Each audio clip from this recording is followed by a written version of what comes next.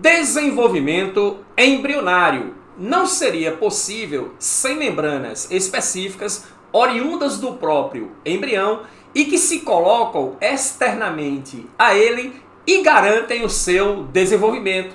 Eu sou o professor Billy Paul, do canal de Ciências Biológicas e Autodesenvolvimento. Após a vinheta, embriologia, estudo dos anexos embrionários, especialmente para você. Vamos lá?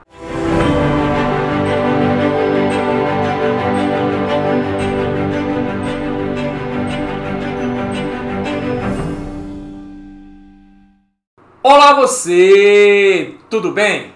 Seja muito bem-vindo a mais uma aula do nosso canal de Ciências Biológicas e Autodesenvolvimento. A aula de hoje conversaremos sobre anexos embrionários. Professor, o que é extremamente importante saber sobre os anexos embrionários? Primeira coisa fundamental, são membranas bem específicas e extraembrionárias. Elas se colocam em volta do embrião, ok? Se desenvolvem a partir dele, a partir de vilosidades específicas que têm origem deste embrião, mas que se colocam externamente a ele, ou seja, localizam-se por fora do embrião.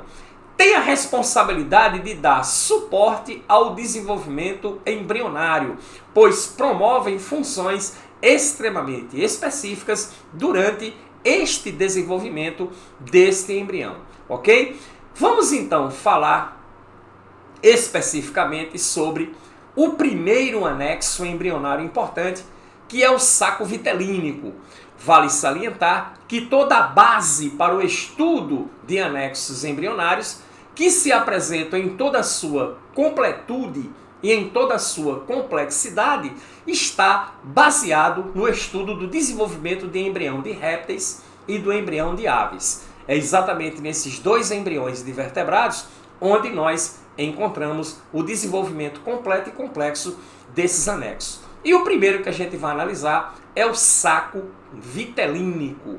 Saco vitelínico, o próprio nome sugere, é um anexo embrionário que contém o vitelo. Professor, qual a finalidade do vitelo? Promover a nutrição do embrião. Você come para crescer e não cresce para comer. Então eu preciso ter uma via de nutrição que possa fornecer nutrientes a esse embrião para garantir então o seu desenvolvimento nutricional. E a estrutura ou anexo embrionário que realiza essa atividade é o saco vitelínico. Responde pela nutrição do embrião e é composto basicamente no seu interior de clara mais a gema. A clara mais a gema, ok? Compõe exatamente o básico nutriente de manutenção do desenvolvimento embrionário. Clara como fonte específica de proteína e a gema como fonte específica de lipídios. E aí, olha só, a digestão desse vitelo se dá através de enzimas do intestino embrionário, oriundas do intestino embrionário. Então, olha só, esse saco vitelínico tem conexão com as estruturas de caráter intestinal do embrião, que promove, então, a liberação de enzimas dentro do saco vitelínico, que irá prover a digestão do material proteico e da digestão do material lipídico. E aí eu tenho, ok, a absorção dos nutrientes. Professor, como é feita a nutrição dos nutrientes? O saco vitelínico é intensamente vascularizado. Ele é riquíssimo em vasos sanguíneos, exatamente para fazer a distribuição dos nutrientes resultantes da digestão, tá certo, desse vitelo armazenado no saco vitelínico. Um detalhe importante sobre esta estrutura é que ela é reduzida nos mamíferos placentários, por razões óbvias. Por quê, professor? A nutrição nos mamíferos é feita pela placenta, entendido? Estrutura que analisaremos em detalhe à parte. Nesta aula, vamos buscar apenas o esclarecimento sobre os 4 específicos anexos embrionários fundamentais. Beleza? O próximo anexo que vamos analisar é o alantoide. O alantoide é o seguinte: ora, o embrião se desenvolve, tem o seu processo nutricional, mas durante o seu desenvolvimento ele vai precisar fazer o seu processo de excreção. Não que ele faça cocô, não é isso o que ele faz, ok? Até porque ele não está comendo, ele já recebe o nutriente pronto. As enzimas oriundas do seu intestino primitivo promovem a digestão do vitelo e é absorvido o nutriente pronto pela vascularização do saco vitelínico, que distribui então para todas as células do organismo. Nós estamos falando aqui do resíduo metabólico oriundo do metabolismo celular destes organismos embrionários, que nada mais é do que a urina. E aí, o que acontece? O alantoide, ele faz o armazenamento destes excretas. E o excreta nitrogenado, o resíduo nitrogenado do metabolismo final, entendido? Da atividade metabólica desses organismos é o ácido úrico. Não é isso? Répteis, estamos falando de répteis e de aves. Então, o alantoide, esse excreta nitrogenado, ele não é liberado na estrutura do ovo aleatoriamente, solto. Não, ele é armazenado no alantoide.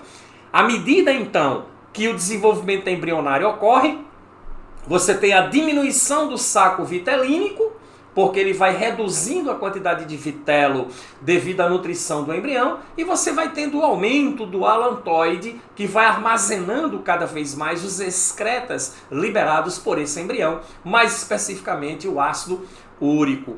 Também, claro, intensamente vascularizado, mas agora para receber esses resíduos catabólicos. Beleza? O alantoide também tem uma outra função secundária. Essa função secundária está relacionada com trocas gasosas, oxigênio e CO2. Mais adiante a gente vai detalhar um pouco mais isso aí. O outro anexo importante é o amnion.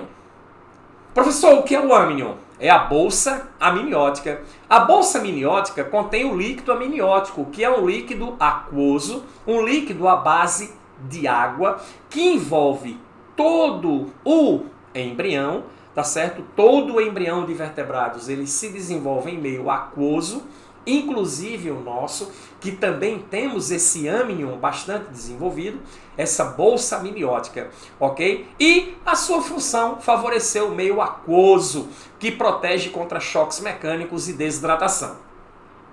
E aí, olha só que coisa legal. Vamos imaginar que a ave construa o seu ninho, tá certo? E esse ninho está exposto ao sol ao meio-dia.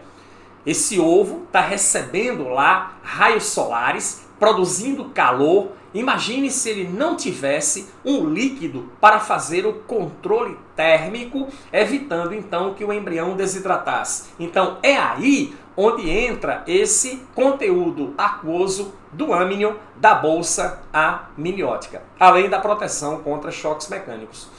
E o último anexo específico é o corion. Corion ou córeo. O que é que a gente diz? Ele é o anexo mais externo. É o anexo que envolve todos os demais anexos. E é responsável por retirar íons da casca do ovo para promover a mineralização esquelética. Então, olha só. O ovo, inicialmente, ele tem uma casca rígida, porosa, extremamente calcificada, e grande parte desse cálcio, desse carbonato de cálcio que forma essa casca, será absorvido pelo córeo. A gente vai ver daqui a pouco no esquema como isso acontece, e esse carbonato de cálcio será utilizado na formação do esqueleto ósseo desse embrião que está se desenvolvendo. Mineralização esquelética. Também faz trocas gasosas quando se funde ao alantoide, constituindo o que se chama de alantocóreo. Por isso que você pode encontrar em provas se relacionando trocas gasosas tanto com o alantoide como com o córion. Está correto. Ou a prova pode citar alantocório, que nada mais é do que o resultado da fusão de parte desse córeo com parte desse alantoide, exatamente para facilitar essa difusão de gases, como nós vamos ver no esquema. Professor, que esquema? Ora, o esquema é exatamente o esquema mais explorado em provas quando você estuda anexos embrionários, que é o ovo. Como você pode ver, olha só, vemos aqui o saco vitalínico, vemos aqui o alantoide, o córion e vemos aqui o âmnio, todos os anexos embrionários. Vamos ver em melhores detalhes? Ok. Pronto, aqui nós temos o esquema básico de um ovo, tá certo ou não? Com um embrião em desenvolvimento no seu interior. E aí nós temos o seguinte, nós temos a casca de carbonato de cálcio. A casca resulta de secreções corporais da cavidade uterina no corpo mucilaginoso, que é o corpo embrionário inicial que está se desenvolvendo dentro desse ovo. Em volta dele vai se acumulando o carbonato de cálcio para a formação de uma casca rígida para a sua proteção. Beleza ou não? Essa casca, lembre-se, vale salientar que ela é porosa. Ela não é uma casca rígida, tá certo? Ou melhor, lisa. Ela é rígida, perdão, mas ela não é lisa, ela é porosa, exatamente para favorecer a difusão dos gases nas trocas gasosas. E aí, nós temos aqui o embrião no interior da estrutura, tá? Nós temos aqui o cordão umbilical, funciona como cordão umbilical, ligando esse embrião a alguns anexos embrionários específicos, anexo A, anexo B, anexo C e anexo D. Olha lá, olhando para esse embrião aqui, você percebe, essa aqui é a região da cabeça e essa aqui é a região da cauda. E aqui na região central, olha só, ligado aqui à região central corpórea do embrião, eu vou encontrar esse anexo aqui, anexo A, anexo que você pode ver que ele é intensamente vascularizado. Essas ramificações que você está vendo aqui nada mais são do que a vascularização desse anexo, que está saindo aqui do meio do embrião, voltado para a cabeça. Esse anexo aí nada mais é do que o saco vitelínico, que provém o vitelo, que contém os nutrientes que irão fornecer alimento para este embrião. Beleza? O outro anexo, o anexo B, você percebe que ele está voltado para a região caudal do embrião. Ele também parte da região central do corpo, ele também está ligado por aquilo que denominamos de cordão umbilical, mas aqui está o alantoide que vai servir para fazer o acúmulo de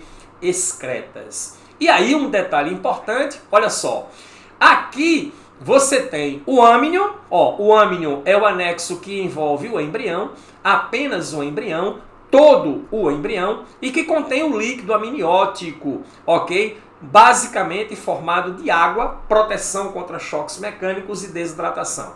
E aí chegamos ao anexo D, que é o córion. O córion envolve todos os demais anexos, inclusive o embrião. Beleza ou não? E aí, olha só, nessa região aqui do alantoide, ok? Que está bem próxima dessa região do córion, o que é que você tem aí? Nesse contato aqui você vai ter as conexões, tá certo? A comunicação entre as duas membranas para favorecer o processo de trocas gasosas. Tá certo? Ok? Através dessa casca aqui. Então é nessa região aqui, acompanhe aí a seta do mouse, é nessa região aqui que eu tenho a constituição do alantocório, que é a fusão do alantoide com o córion para permitir então as trocas gasosas entre o embrião e o meio externo,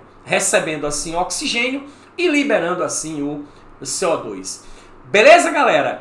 E aí, ocorrência dos anexos embrionários. Nós temos aqui o grupo Paran, que é o grupo de vertebrados, peixes, anfíbios, répteis, aves e mamíferos.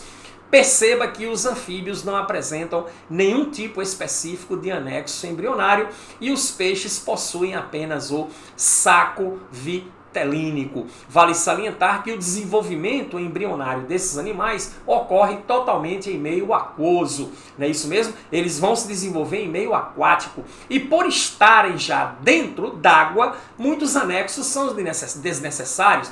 Para que saco vitelínico se ele já está dentro d'água? Não é isso? Para que armazenamento de excreta se ele já pode excretar diretamente na água? Então, por esse motivo, pelo seu desenvolvimento a nível de seu habitat natural, descarta-se então a presença da maioria dos anexos. Agora, chamo a sua atenção para répteis, aves e mamíferos.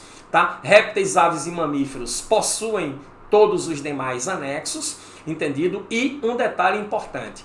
Todo esse grupo aqui, o grupo RAM, ok? O grupo RAM, répteis, aves e mamíferos, são chamados animais aminiotas. Aminiotas porque possuem o âmnion, porque possuem a bolsa amniótica. É tanto presente nos répteis, como presente nas aves, como presente nos mamíferos, altamente desenvolvido esse anexo aí nesses animais.